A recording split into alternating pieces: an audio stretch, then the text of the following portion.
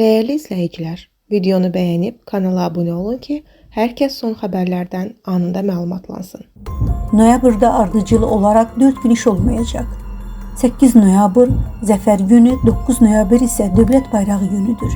Hər iki gün şənbə və bazara təsadüf etdiyi üçün qanunvericiliyə əsasən noyabrın 10-u, 11-i qeyri-iş günü olacaq. Əməkdar artist Cabir İmanovla vida mərasiminə qatılan Bəhram Bağırzadə danışmaqdan imtina edib.